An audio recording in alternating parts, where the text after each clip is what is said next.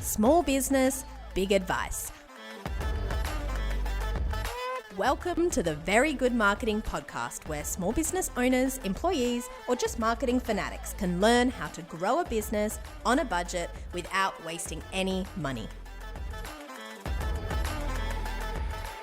Welcome to the Very Good Marketing Podcast. My name is Shannon and I am here with small business marketing consultant and expert Amy Mijosevic.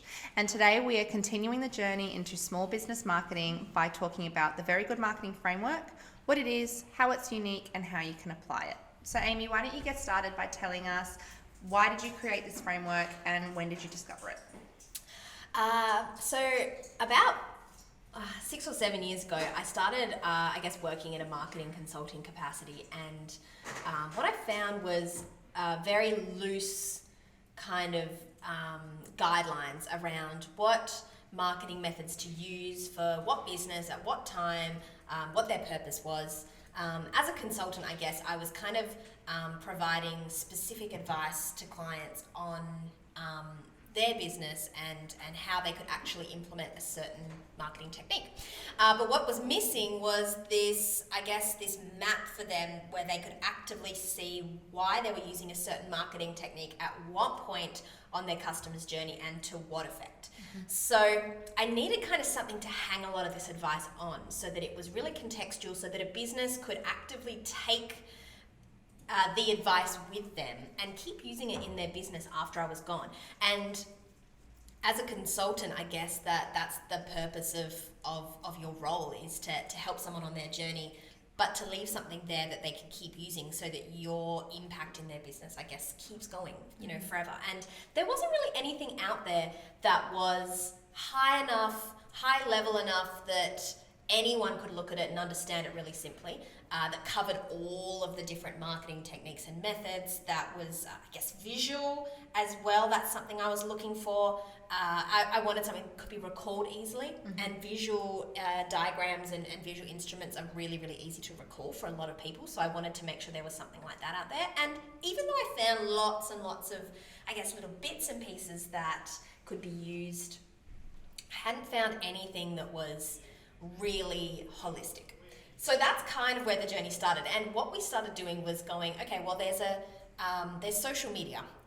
Where is someone using social media on their journey to becoming a customer? Are they using it right at the start? Are they using it when they're already a customer and a fan of your organization? How does it fit in? Or if you had a website, I guess a website kind of sits in the middle of this customer journey. No one's going to find your website, out of nowhere. They've either been told about it, they've gone through, word of mouth, or they've done a Google search and they've used SEO, or they've seen an ad and they've clicked on it, or they've seen a magazine advertisement. Like, a website is always the second part of any customer journey, or the third part sometimes. It's never really at the very beginning. So when we were doing website work for clients, we would always say, well, we'll build the website for you, but how are your customers actively going to find it? And a lot of them were thinking, well, I don't know, they'll just find it. They just do. Yeah. So I really had to kind of spend a lot of time trying to fit all these pieces together so I could bring out a model and say, here's your website, this is where it fits, this is how customers are going to find it, and this is what we need to do after they visit your website.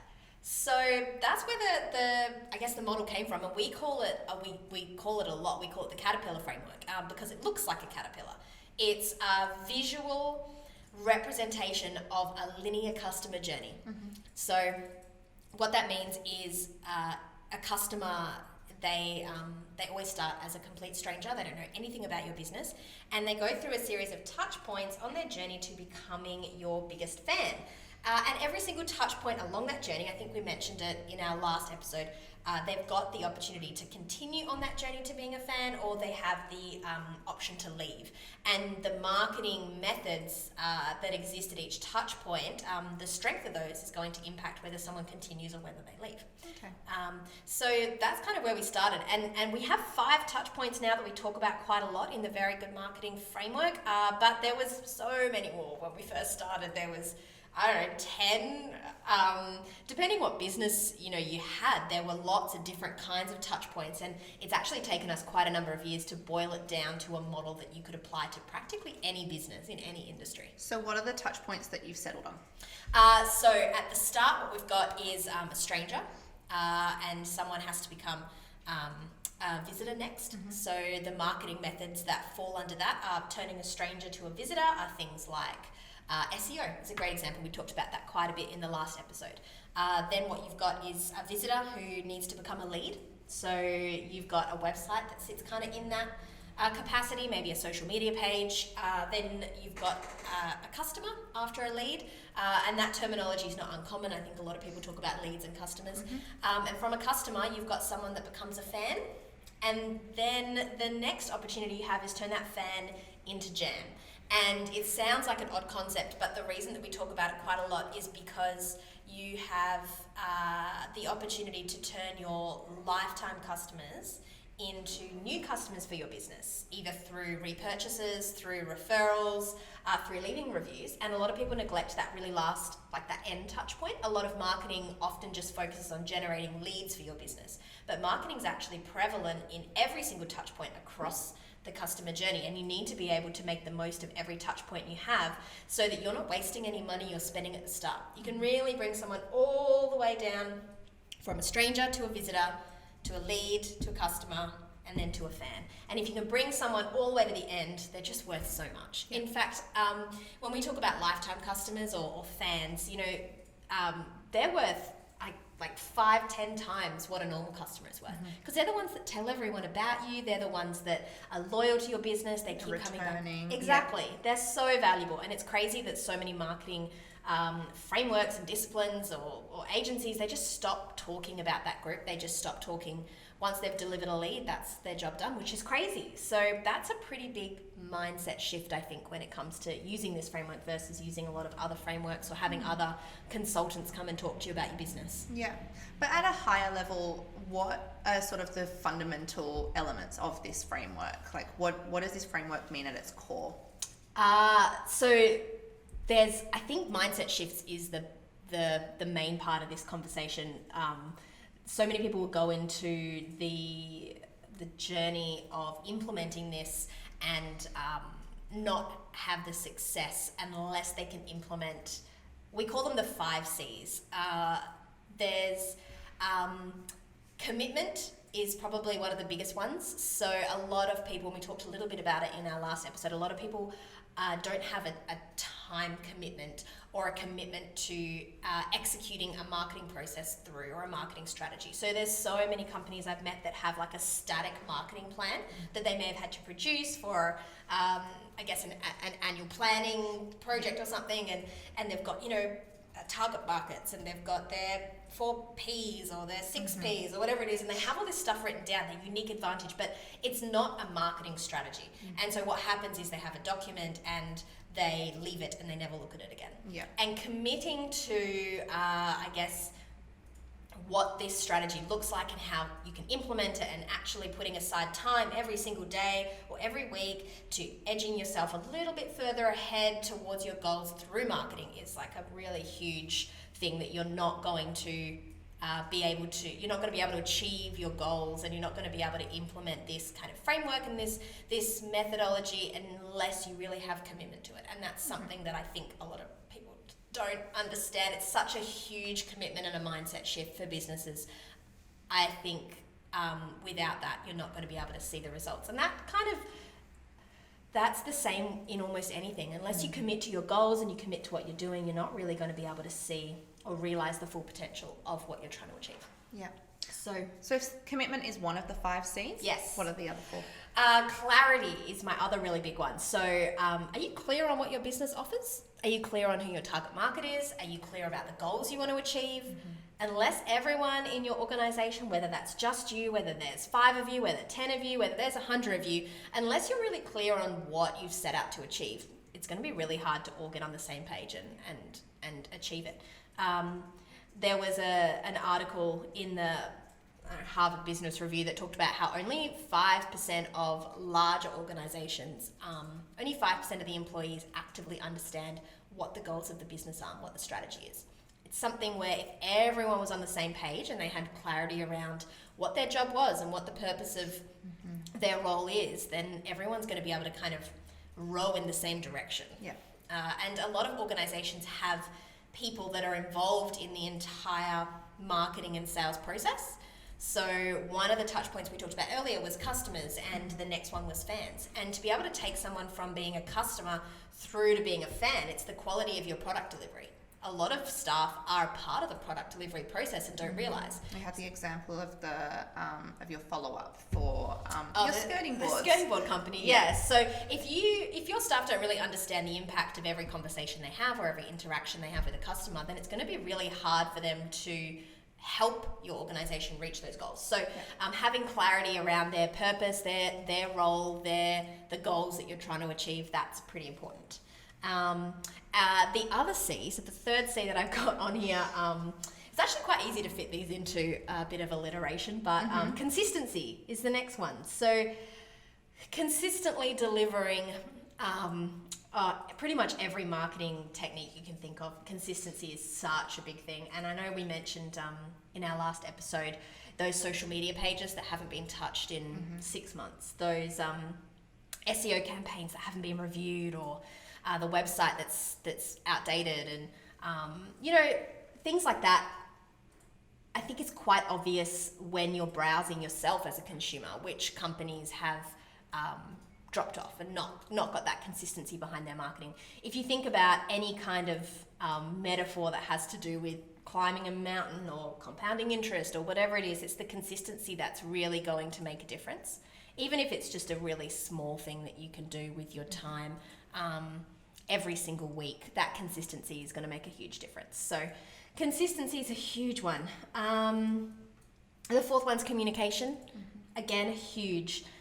If you're working with third-party like agencies or contractors, graphic designers, whatever it is, having effective communication between you and other stakeholders is in peril. Like if you have goals that you want to reach, if you have a strategy that you want to communicate, make sure that you're doing it all the time, because the more everyone's on the same page, the better the outcomes are going to be. So if you want to achieve, if you want 100 leads next month, make sure that everyone knows that you want 100 leads next month. Communicate that with everyone you can. And the more you can share ideas, the more you can share knowledge, the better every outcome's going to be. I mean, knowledge sharing is such a massive part of the success of small business. You'd be surprised how much knowledge people within the company have that you don't have yourself, because you might be in a different role, you might not be having communication with customers all the time.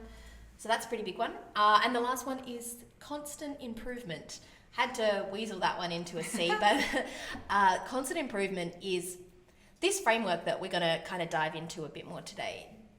This isn't a static framework like a marketing plan.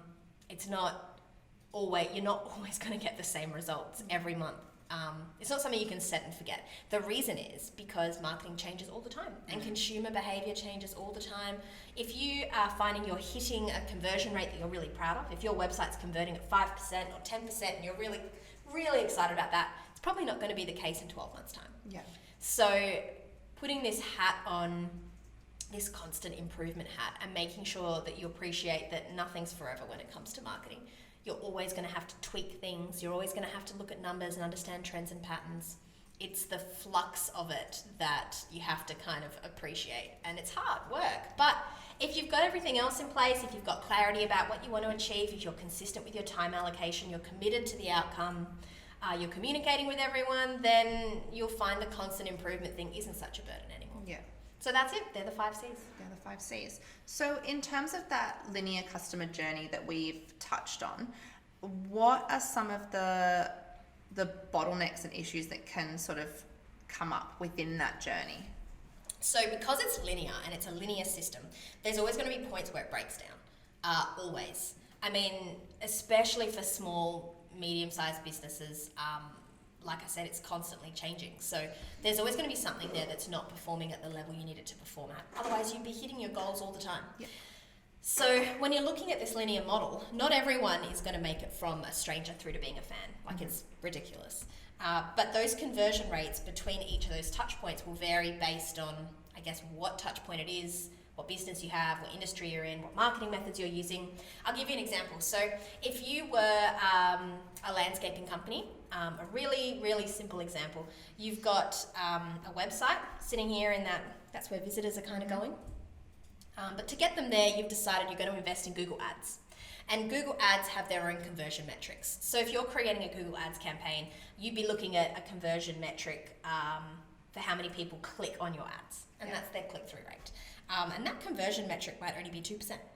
But if you were running a social media ads campaign, you might be looking for something higher. You might be looking for a 3% conversion rate. If you had SEO, you might be looking for a click-through rate of 4%. I guess it just depends on what mechanism you're using. So for this organization, they're running a Google Ads campaign. They've got 2% of people clicking through their website, and their website has a certain number of visitors that visit it each month, and they want a certain number of those people to actually pick up the phone and call. So what's the conversion rate that you'd be looking for on that website? And again, industries are different, how you measure the conversion rate could be different. So say this company's website's performing again at 2%. What you need to do with that is look at that and figure out whether it's better or worse than it was the previous month, whether it's kind of in line with your industry, whether that's actively your bottleneck. I mean, 2%, I think that's pretty low. Possibly then your opportunity is to maybe make some improvements on your website. Then what happens is you've got a certain number of those people calling through, and you're picking up the phone in the office, and maybe the person at the front desk they're all right. Maybe they've had a bad day. Maybe they've had a great day, maybe they're great at their job. You've got a certain number of those leads coming in that you're actively converting into customers. Are you measuring it? Are you recording all that? What's the conversion rate? Is it 40%?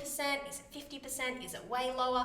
I mean, if you had a 10% conversion rate from turning leads into customers, if you double that to just 20%, that can completely change your income every month. Like, that's insane. Like, it's doubling it. Like, it's just crazy to think that how working on those conversion metrics and actively looking at this whole system can completely change your business. And really breaking it down into each phase of the framework and looking at what can be improved every step of the way. Definitely.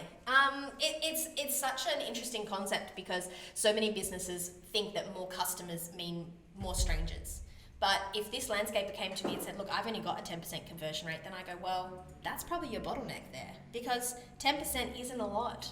I mean, how many quotes do you think these people are getting? Maybe something's seriously wrong. If they've taken the time to find you and they've taken the effort to call and leave an inquiry, they're probably wanting to purchase from you. I'm imagining they're not going to be, every single one's going to be shopping around. There's a reason they're not converting higher. A service-based business should be expecting at least a 30% conversion. And then from there, with landscaping, it could be a bit different. It's a service-based organisation, and as an owner, you might not be directly involved in the delivery anymore. So once they're a customer, how are you actually delivering that product, and is it of a level that's going to mean that they turn into a fan? It's hard to know who has become a fan. Have you ever heard of Net Promoter Score surveys? Yes. Yeah. So if you were to give a survey to a customer after you've delivered a product or service and they give you a 9 or a 10 out of 10, then you can assume that they're a fan, right? So if you're delivering a service like a landscaping service, then you need to spend the time working out how you can get that 9 and 10 every single time. And it's really hard when you're relying on contractors and staff members to deliver your products and services for you. But if someone came to me and said, only 10% of my customers are leaving me a 9 or a 10 out of 10, then maybe there's your problem. Yeah. Landscaping is something that's ongoing sometimes. You don't want to be losing those customers. Imagine if you had a churn rate of 10% every month. You'd spend a fortune bringing all those people back through, but maybe nothing actually improving your service. Yeah. So that system can be really broken down and looked at, and conversion metrics from getting someone from one touch point to the next are the key to identifying where the bottlenecks are and the key to identifying exactly where you should spend your marketing budget. Yeah. So imagine if you had, and last time we did talk about this briefly, a 3 to 4% of your revenue was dedicated to marketing each month. Imagine if you spent it just fixing one of those bottlenecks. Yeah. So for the landscaper, they might have looked at the system and gone, I think my bottleneck is in our product delivery space. Maybe they're losing more customers than they're bringing on. Maybe they're not getting good feedback. So they go, okay, well, I'm going to invest this budget into training my team. Yeah. Or maybe they implement something like a surprise and delight. So maybe they they do a bit of extra work every single time for free. Something like really special that just gets someone kind of over the line. Top tier, like customer service more than anything. Yeah. I mean, there was a really cool story. I think it was Zappos, the story. You know the Zappos? It's like the lollies? No, the online, it's like an online retailer, I think in America. And they have a customer service and support team on the phone, and they have some it's like a wow initiative. And it's a budget that each team member is given to really wow customers and do something crazy. So if they're on the phone and something's been stuffed up with their order, they have an allocated budget to be able to send them a whole brand new something to really surprise them. Yeah, wow. And a lot of organizations do that. I think there's a company that has a dedicated wow team member that can go around and just make someone's day. The other day at an event, I met an owner of a restaurant here in Perth, and he said that all of his team members at the restaurant get a budget each month to wow a customer. So if they overhear someone saying, I can't choose between these two meals, then they've got the budget to be able to bring out the second meal and surprise them. Yeah. That's really cool. Yeah, it is. There's so much really amazing stuff you can do in the product delivery space. And if you're actively recording your Net Promoter Score feedback, then you can see whether those things are having an impact. But so many organizations just don't do it. It's really hard to implement. It's hard to implement. It's hard to get the feedback sometimes. You have to push for the feedback a lot of times. If you've not got a high volume business, you might not get all the feedback that you need, because more people are likely to leave negative feedback than positive feedback. I think, like you said last episode, the budget allocation as well, you know, it might be quite daunting for some businesses to think like, oh, well, now I have to spend all this money on doing this, that, and the other. Yeah. Whereas, like you said last time, if you just break it down to a percentage each month, then you're not going to feel the pinch as much as if you all of a sudden decide to spend thousands and thousands of dollars of your budget on one thing in a burst of energy, and then you drop it again for the rest of the year.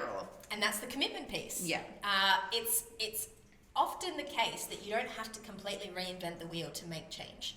If you were looking at your conversion rate from leads to customers, you made a 5% increase. That could be the way someone answers the phone. It could be evaluating your pricing structure or the way you quote on stuff. Like, it might not be an expensive change, but it could actively make quite a difference. Big difference. Yeah. And the other thing that I have to mention is if you're not delivering things, and I'd love to talk about this more, if you're not delivering things the same way every time, then you can't improve it. You can't improve something that doesn't exist, right? So a really, really important thing that I challenge everyone to do after listening to this episode is actively figure out what their customer journey is and how they deliver it. So is it the same? Is someone answering the phone the same way every time? Yeah. Are they delivering the products the same way every time? How can you start this mindset shift where you've got complete clarity on what it is that you're doing for your customers? And then, at least if you've written it down, sometimes the act of just delivering something the same way every time can lead to success. That comes back to that consistency that we talked about. Yeah, definitely. If you listen to the best phone call that someone has with a customer throughout the day, and you write down everything they said, and then the second time they answer the phone, if you encourage them to use the same kind of prompts, then even just something like that is going to make a difference. And I'll tell you a little bit about consistency. There's a really great analogy. There are so many. There's a really great one about a guy that walks into a barbershop. And he walks into this barbershop, and when he gets there, there's a lady waiting for him. She asked him if he'd like a seat and if he'd like a beer. She gave him a beer and asked if he'd like to watch anything on TV while he was waiting for the barber. And he said, I'd love to watch the game. And so she put the TV on, and they had a bit of a chat, and then when the barber was ready, he sat down, he was chatting to the barber, had a great time, and had the best haircut of his life. He was pretty happy. And then a month later, he goes back to the same barber, and the lady greets him at the door, but she doesn't ask him if he wants a beer, and she doesn't ask him if he wants the TV on. So that's okay, it's all good, she was busy. So he had a seat, he waited, and then the barber came up, he had a good chat to the barber, still had a great haircut. Like, arguably, best haircut of his life again. So he was pretty happy. The third time he went back to the barber a few months later, there wasn't anyone there to greet him. The barber was kind of off in the corner. He was cutting someone else's hair, so the guy just waited awkwardly in the doorway, didn't really know what to do. The barber eventually came over, asked him to have a seat, didn't really say much, it was a bit awkward, but still cut his hair fantastically. Now, the next time this guy needed a haircut, he didn't go back to that barber. Not because the haircut wasn't really, really good, because it was a really great haircut, but because the actual service that he received was not consistent. In fact, if he got the service the first time that he ended up getting the last time, the great haircut, he probably wouldn't have minded, like it wouldn't have been a big thing. But once you deliver something one way and then remove it, even if it's not something It's a you're comparison. paying for, yeah. You've created a comparison within your own So now business. he thinks it's not valuable anymore because he's not getting all this stuff.